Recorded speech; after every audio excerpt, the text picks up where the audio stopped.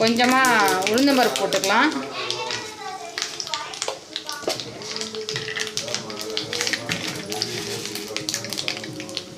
கொஞ்சம் கடலைப்பருப்பு போட்டுக்கலாம்.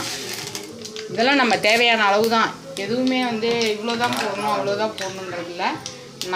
நமக்கு எவ்வளோ தேவைப்படுதோ அந்த அளவுக்கு நம்ம போட்டுக்கலாம். கொஞ்சமாக இந்த அளவுக்கு ஒரு பிஞ்ச் அளவு ஜீரகம் போட்டுக்கலாம். போட்டுட்டு இங்கே பாருங்கள், ஒரு சின்ன இவ்வளோ பெரிய இஞ்சை வந்து ஒரு 5-6 பீஸாக கட் பண்ணி வச்சுருக்கோம், அதையும் போட்டுக்கலாம். வெங்காயம் பச்சை மிளகா அரைஞ்சி வச்சுருக்கோம், அதையும் போட்டுக்கலாம்.